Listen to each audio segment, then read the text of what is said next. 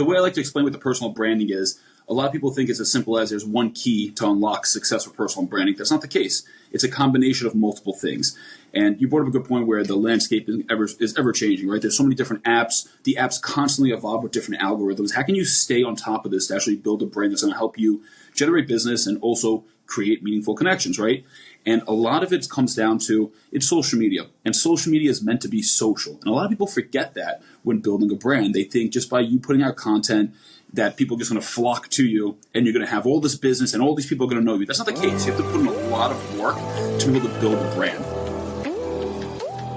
Hello, amigos.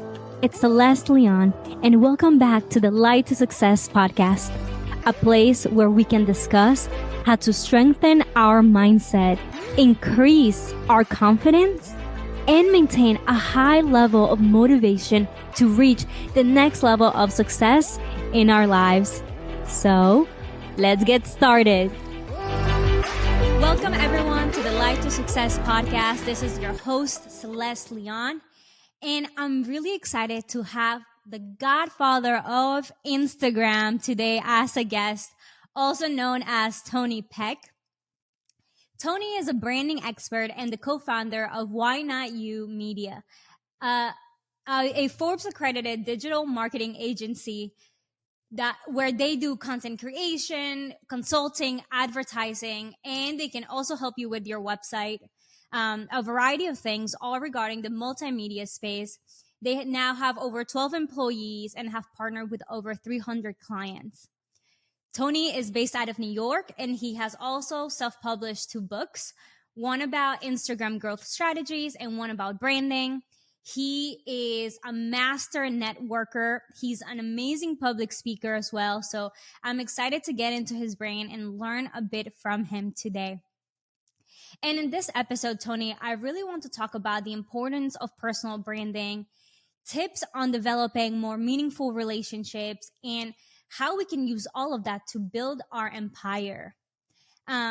So let's begin with, what does it take to build a strong personal brand nowadays on social media, and with how everything is moving, new apps, new things happening in the market? What do you think it takes today to build a strong personal brand?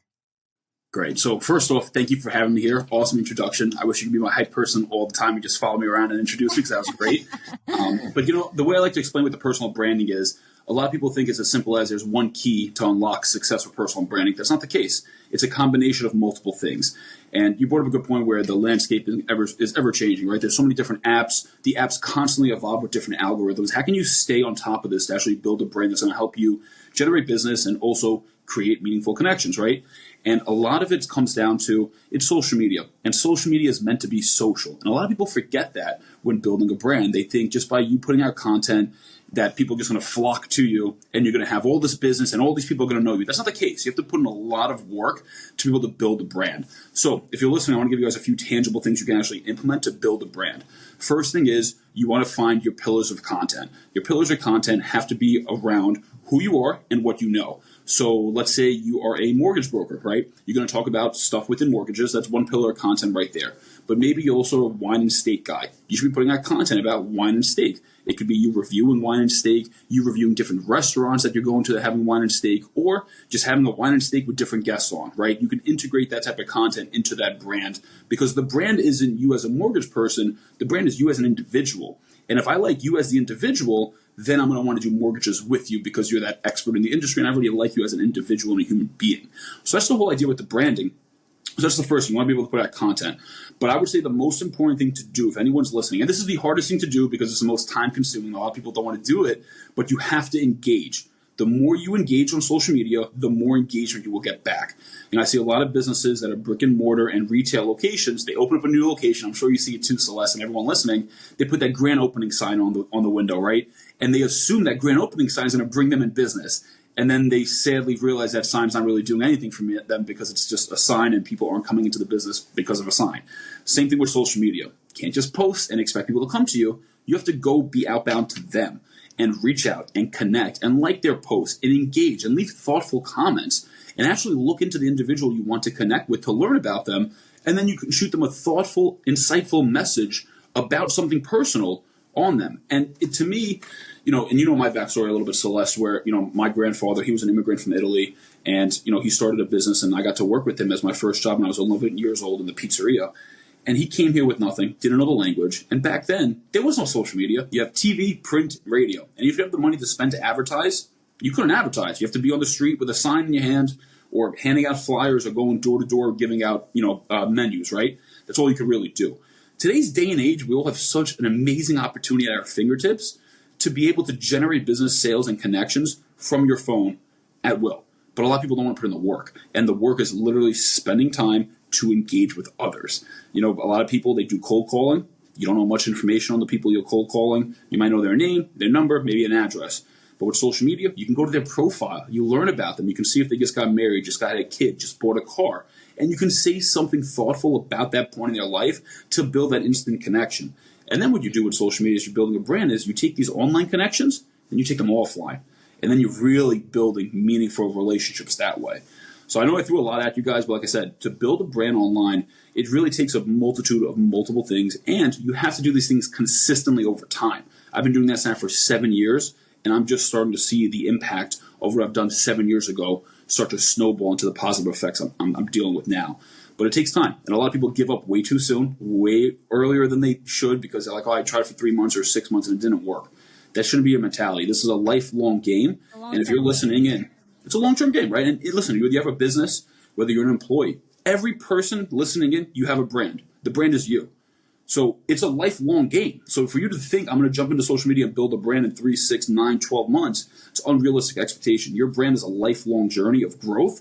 So you entering any aspect to actually build that brand, you should have that mindset of, I'm going to do this until that avenue doesn't work anymore. And listen, as far as I'm concerned, I don't see social media going away anytime soon. Maybe platforms will change, but I think social media is here to stay, and you have to play for the long term and expect once you start, you're going to continue going on to be able to keep building that brand long term. Absolutely. Woo, fire right there. So many amazing tips, and we haven't even gotten super deep in the podcast yet. Thank you for those tips, Tony. And I love the fact that you emphasize the social part of social media. And I think you're right. So many people focus so much on their own content, the way they are putting things out, and I think even myself, I didn't even realize how long actually the engagement part takes. And if we look, let's say, if we think of, people, okay, how much do you want to allocate your time on social media for the week? Most people are thinking, okay, how long am I going to take to create it? But they're not thinking, how long is it going to take me to engage? And when am I allocating that time for that too? Because one thing is saying thank you. Another thing is like, let me spend the time having a meaningful conversation, or like you said, looking into their content, posts, life events, and supporting them as well. So I love that you brought that up. And I remember hearing you in somebody else's podcast or a video somewhere saying that for the holidays, you even reach out to over 1,000 people just because you want to maintain those relationships. So why do you do that? And I'm sure that takes you a lot of time, but tell us a little bit more about why that's important to you. I love that you heard that somewhere, because I'm such a big proponent of talking about that. Because listen, I'm at the point now, we have a very nice established business, Forbes-accredited, a team of 13, we're cranking, we have a lot of clients, and you see success, right? But you don't see what goes into getting to that point and also maintaining that point. And I think that's even more important, the maintenance of that, to continue building upon it. And what I started doing after I graduated college, I'm 29, so I graduated in 2016. When we graduate college, you go to school, a lot of the people you went to school with, they don't live where you live. So to stay in touch after you graduate, you lose touch with a lot of people. A lot of people don't know how to stay in touch with people through the years. It's a lost art, unfortunately. And I remember I was driving up to my grandfather's house on Thanksgiving, 2016. I said, you know what, let me send a Thanksgiving text to anyone in my contact that I haven't seen in a while, that maybe I went to school with, I want to keep in touch, people that I worked with when I had a job in college. And I sent out a text. I probably texted about 50 people. Okay, this is back in 2016. And then I did the same thing for Christmas. And again, it wasn't a copy and paste. It was me saying, hey, Celeste, I want to wish you and your mother and your stepfather, your dog, Merry Christmas, like personal to you, whatever I know about you. And that was my whole thing. And then I did it again for Christmas, and it got great traction. I'm like, this is a great way to stay in touch, because those messages then became, Tone, let's get together in the new year. Let's catch up. Let's grab a cigar. Let's grab a bite to eat. I want to see what you're up to. I want to hear what you got going on. I'm like, oh, this is nice. Okay, then I'm busy in January just by sending out messages November and December. Then it grew, right, from the 50 people to 150 people to 300 people. As my network grew, I would literally just go through my contact list, A through Z, and anyone that I had meaningful contact with or relationship with throughout that year, they're getting a message from me. So now my contact list is up to about 3,300 people. I don't text all those people. Like I said, I text people that I have meaningful connection with, but now I end up texting literally this Thanksgiving. It takes me the entire day, but I texted 1,800 people on Thanksgiving, and again on Christmas, another 1,800 people. And it means so much to the people now, because I'm still texting people that I was texting 7 years ago that I really may not see that often at all. But as my brand has grown and what it's become, it means so much more to them that I'm taking the time out of my holiday to text them. Like, how many people really message you on Thanksgiving and Christmas that are not actually relatives? Not many people. So when you get a message from someone, you're like, wow, this is so nice. And then if you look at that person that's sending it, oh, wow, that's so thoughtful. He took the time out of his already busy life to send me a message. And it means so much more. And it's, like I said, it's become my holiday. Thanksgiving and Christmas, I'm with my family, but I'm on the phone the entire time. And they know, they respect it. It's part of my life. It's part of my brand. It's part of my business. It's what I do. I'm a relationship person, right? And those holidays are big relationship days. And my third busiest day, which is going to be a little surprising to a lot of people, is my birthday. I get about 1,500 messages on my birthday, and I spend my entire birthday answering every single person. Most people might get 50 messages on their birthday, and they answer none of them. To me, that's almost like a slap in the face. Someone's taking the time out to wish you a happy birthday. You should spend the time to say thank you back to them. And a lot of people miss the mark on that. And this is going to translate now full circle into social media, where you get comments on your posts. I can't tell you how many pages I see that someone gets 2 or 3 comments and they don't answer back to those comments. But they complain they don't get enough engagement. They want more comments. You're not answering the 2 or 3 people that are already taking the time to comment. What are you going to do when you get 300 comments? Do you think it becomes easier, or you have to spend less time to do it? No, it becomes more time consuming. So take care of those in the beginning that are taking the time to support you and give you engagement, and engage back with them. It means so much, and it goes such a long way when other people see that you're reciprocating. That's all it's about, right? Because we feel like, okay, we're being heard and we're being seen. And it goes such a longer way than most people will realize.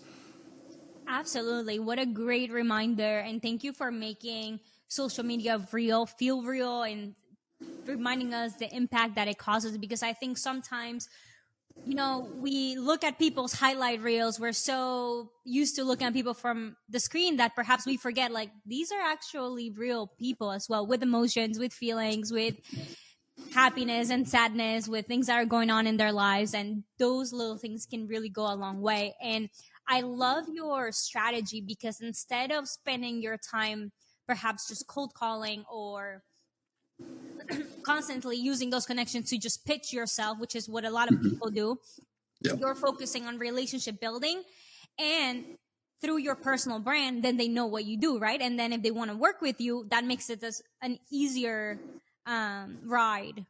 So I love that. And that's what I believe in as well. I think it's about relationship building, attracting like-minded people that has I also love the fact that you mentioned, when you're building your personal brand, you could be a mortgage guy, but also talk about your love for wine or other passions that you have, because all of us, we're more than our business. We're more than our work.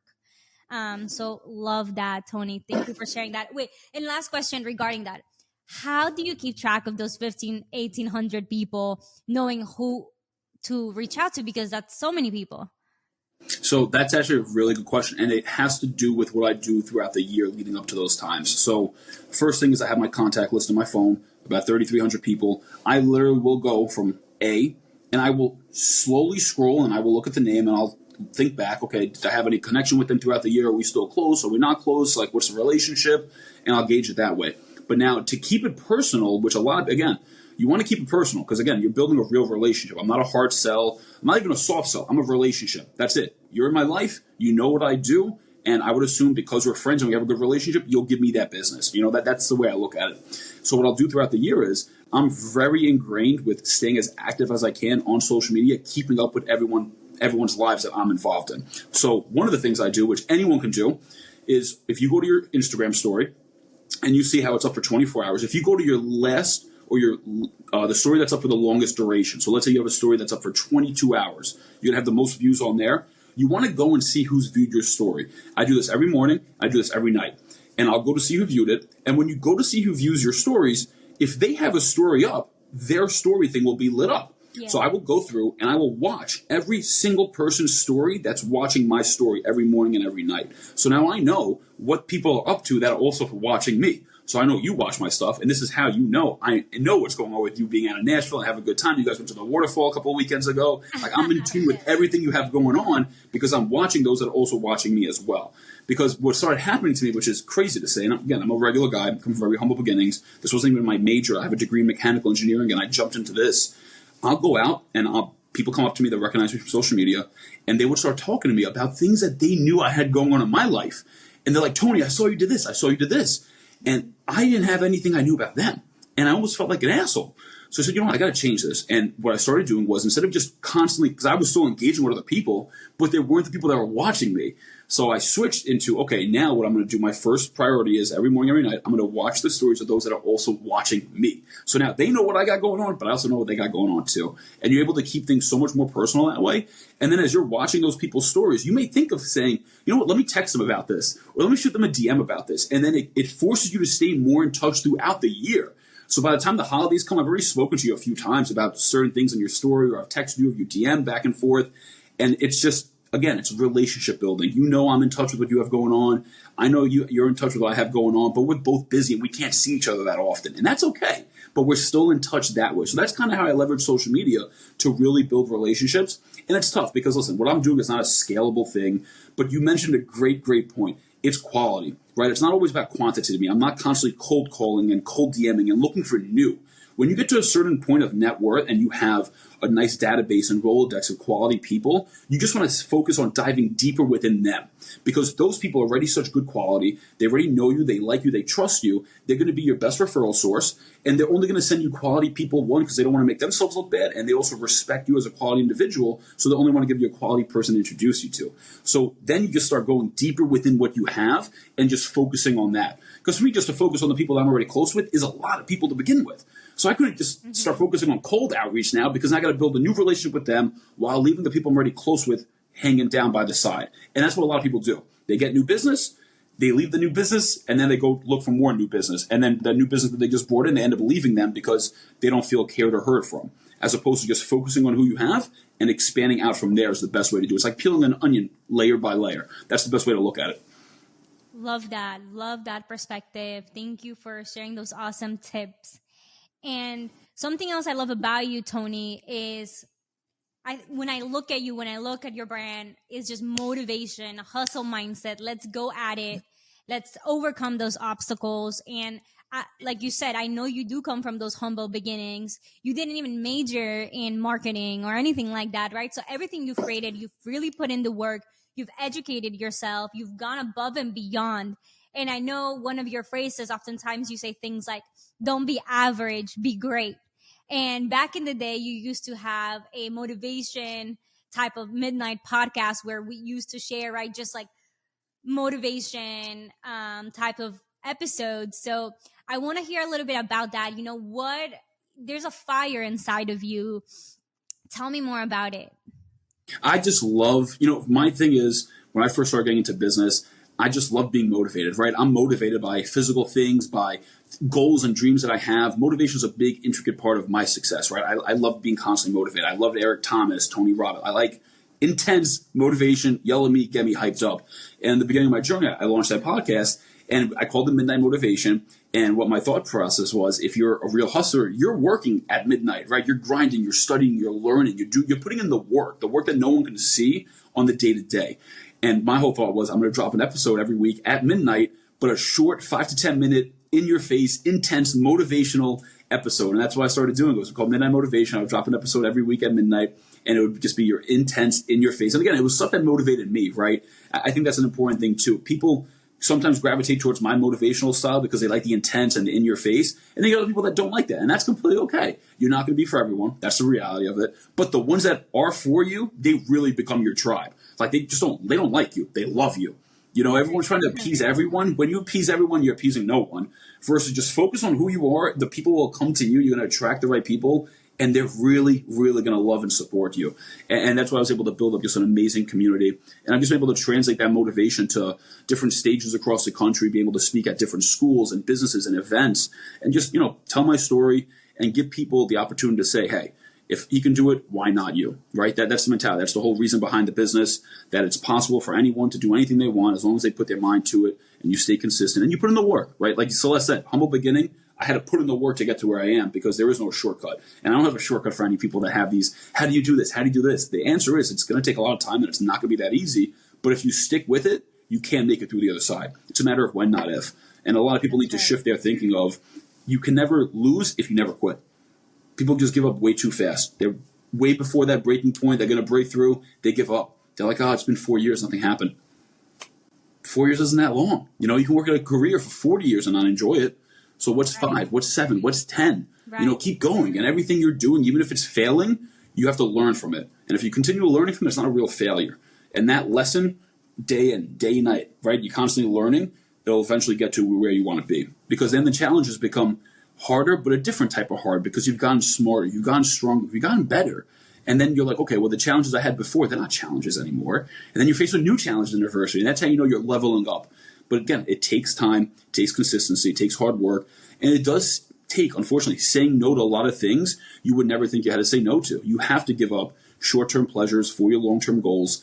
And, back in the day, Celeste, and you've been following me, you've been friends for a while now, I used to be so big on you have to make sacrifices. And I hate that fucking terminology, and I really do. And this just shows my maturity as a business owner and an entrepreneur, where I stopped saying you have to sacrifice because I realized, to me, what I was telling people to sacrifice, it wasn't a sacrifice to me because I enjoyed doing the work and doing that thing versus saying no to the other things that other people would look at as a sacrifice. It was never a sacrifice to me. I enjoy being in it. I enjoy building. I enjoy growing. I enjoy learning. So if you're really passionate about your business or a business or just hustling and grinding and learning and growing, don't look at anything that you have to give up as a sacrifice because it's not. If you really enjoy it, it's not a sacrifice. You're doing your calling. The journey is the end result, right? A lot of people they think this end destination is going to be this all hurrah thing. It's not. The journey's the destination. You have to enjoy it. And if you really do enjoy it, you're not sacrificing anything along the way. Amen. Boom. Mic drop. Let's go. I love it. I love that stuff as well, Tony. I listen to motivational pieces right when I wake up in the morning. So I love that you're still about that and you use that. And I think it's energy. It's momentum. Mm-hmm. It's a mindset at the end of the day. And how do you keep that? Because Tony, I'm sure you've had days where perhaps you had self-doubt kick in, right? I'm sure you had hard days where people maybe closed their doors on you many times and you were like, oh my God, should I really do this? Right? So it's about keep going, as you said, and every day is like a grain of sand. But then that is going to become a lot bigger in the long term. And that's like the gym. Right? We live a healthy lifestyle and that ideal body is not going to happen in a month. The importance of keeping that momentum going, that high energy, your purpose, your why, and understanding that great things will not happen overnight is just beautiful. So thank you for that awesome motivational pep talk right there, which was just firing. So one more question. Now that, let's say someone has been building their personal brand for a while and doing all of that, investing in their relationships, what are your tips for someone to grow their business, monetize their brand? How should they go about that now to take that next step? Sure. So everything I do with people is very custom to their business, their brand, their industry, and their goals. So it's very tough for me to give general information because a lot of my success that I've been able to do for myself and for my clients is very custom to them. But I'm going to try to keep it as general as I can. And whoever's listening in, just take whatever pieces you can to integrate. And then, again, you have to figure out little nuances within your actual niche and industry. But again, this will be a nice blanket thing. First thing, you got to be on social media. I think that's a no-brainer, right, in today's time to be able to build a brand. You got to be utilizing Instagram. You should also be on TikTok, and you should be using YouTube Shorts. You're making the same video. You can post them on the 3 different platforms. Separately of those 3 platforms, you should be on LinkedIn, and you should be using your personal Facebook page. A lot of people listening, you've been on Facebook for a decade. It's the OG platform right now that's out there. your personal Facebook page has a lot of people that know you well. It's a great warm market for you. And a lot of people leave the warm market on the table because they're like, oh, it's my personal Facebook. I'm not going to get business from it. But by you not putting anything on your personal Facebook page, the people that actually know you may forget about what it is you do. And the worst thing that can happen to you is there's Thanksgiving dinner and you're there with your Aunt Jessica and she just bought a house from a different realtor because she forgot you're a realtor. Because you don't put it out to your warm market. You're only on these other platforms and your Aunt Jessica's not on Instagram or TikTok. She's only on Facebook. And you didn't post on Facebook. So again, if you're making content, there's no reason you're not on all these platforms because you're taking the same video and just distributing it across 5 different platforms. You don't have to make different content for each platform anymore. You used to back in the day. Thank God you don't have to. It makes it a lot easier for everyone to be able to build a brand across different platforms.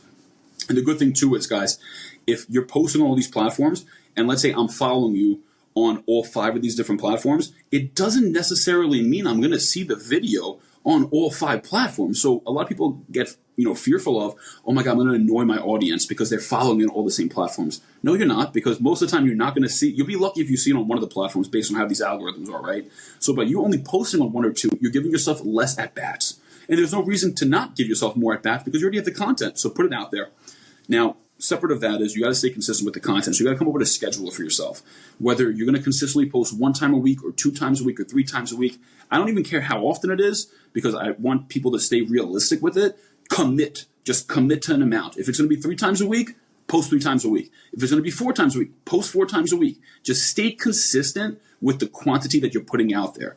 And then over time, as you're comfortable with the 3 a week and you've been doing it for 4 months consistently and haven't missed a week, then you can say, I'm ready to commit to 4 times a week. And then you slowly crank up that way, right? You don't have to crank up to, I'm going to post 3 times a day on every platform off the rip. That's not realistic. You're going to fall off after 4 weeks. And you're going to be like, I'm bitter with social media. This isn't working. So make it manageable, set a realistic expectation for yourself, and commit to it and stay consistent with that commitment. Now, the last part of this is, I think the most important part, is really the engagement. You have to use your social media as an opportunity to generate business. And the best platform to generate business directly, if you're in a product-based business, if you're in a service-based business, hell, if you're in a restaurant, any type of business you have, Instagram is your opportunity to generate business if you just spend time sending out DMs to people. I'm going to walk through a few scenarios to try to give as many industries as we can some advice here. First industry, if you're a business that has a tangible product like a restaurant or a bakery or a sneaker store, there's no reason you're not sending out 100 to 300 DMs every single day to different accounts and introducing yourself, saying what you offer, giving some type of incentive or discount to that person. Hey, want to introduce myself? I'm going to give you 15% off the first time you come to our restaurant to try us out. I see you're a local guy. I hope you enjoy. Let me know if you have any questions. And you send that out, right? Now, before you send that DM, though, you want to engage a little bit. Like 5 to 6 pictures. Leave 1 to 2 comments. Be a little personable. Shoot them a DM. The DM could be personable, or like I said, just give them a discount and incentive. That's going to get people in the door to your business, right? It's so simple. It's just not easy to implement because it's time consuming, right? Mm-hmm. So now if you're listening, you have one of 2 things. Everyone falls into these categories. You either have time or you have money. If you have time, then you're going to be the one spending the time to actually do the DMing because you don't have any money. So you can use all your time to send out 200 DMs a day. And by doing those 200 DMs a day, you're going to start making money. Now, once you get to the point that you're making money and you don't have as much time to be able to allocate to this, you take that money and you hire someone to spend the time to do DMing. The DMing should never stop for you. That's the thing, too. It's a machine. You want to keep it going. But the DM is the best path for you to generate business. Now, let's say you're not a product business. You're a service-based business, and you just started in the service industry. Let's say you're an insurance broker. Just got into insurance. You're like, how do I start getting business? Well, you're going to start sending DMs, and you're going to make real connections. Maybe you're an insurance broker that helps other businesses with insurance. So you're going to go to different business owners and entrepreneurs' pages, and you're going to slide into the DM. Hey, Tony, I see you into cigars. What are your top 3? Maybe you send me a cigar. Now you get your foot in the door that way, right? That could be one way. Or conversely, you slide into a realtor's DM. Hey, Celeste, I've seen you, you're in real estate, love your brand. How long have you been a realtor for? Just creating conversation. It's not about going in for the kill all the time either. A lot of service-based businesses, they think they have to go in for the kill in that first DM. You don't, and you definitely shouldn't. Use the DM as an opportunity to open up that door to create a relationship. The sale may come in 3 months. The sale may come in 3 weeks. The sale may come in 3 years. The sale may never fucking come. But by doing it this way, you're building quality relationships. You're going to get referrals. You're going to be spoken highly about. And you're going to be front and center for those people when they're ready to do that service or product you're offering. They're going to want to come to you because now they like, know, and trust you. And that's got to be your end goal with social media, to get people to like, know, and trust you by you being your authentic self, putting it out there and utilizing it to make meaningful connections that you can make online and then take offline. Amazing. That's such a powerful advice. And again, using whatever you're building on social media and then spending the time in the one-on-one messaging conversations. And I love the fact that you are pushing the idea that you do not have to sell your product or your thing right away, right? That's not necessarily how people go about it, because if you're on LinkedIn or you're on Instagram, I think all of you have experienced getting those cold messages from a random account you've never even seen. And it's easier to just ignore that rather than want to connect with someone like that, right? They're just here to sell me. They're just versus, oh, look at this person. They're actually engaging with my content. They've pointed something out. So thank you for that advice. And I really hope that's helpful for all of you listening. Implement that. Let me know how it goes. Let Tony know how it goes. Follow him for more amazing advice like this. And if you are interested in working with him, obviously reach out to him. And I like to end, Tony, all of my podcasts with the question, what does success mean to you now? Success for me has changed the definition year over year. Even sometimes every couple of months it changes for me. But I think at this point in my life, success is just me reaching my fullest potential of who I know I can become. That's what I'm chasing right now. That's what success is. I know there's this perfect version of who Tony can be if I, put my head down and I do the right things and I stay on my path. And that's what I'm chasing. And if I can get to that goal of success, and that's in all aspects of my life, that's health, wealth, relationships, mindset, right? It's not just one thing or the other to me. It used to be about money. And, if you guys are listening in, you guys know it changes. It's not always about the money. Now I'm at a different point in my journey that success is just me trying to get to becoming the best version of myself day in and day out. Beautiful. What an inspiring story, Tony. You are incredible and so proud of how far you have come. We met, I think, when I was still in college. I was 19 years old or something. And you always had this positive, warm, friendly attitude to you. Someone who it can really meet anyone and start those conversations. So appreciate your advice today. And thank you for being on the podcast. Thank you for having me. You have just finished listening to this episode. And I hope you're feeling inspired, enlightened, and ready to take the next step to accomplish your goals. Make sure to check out the show notes for any information shared.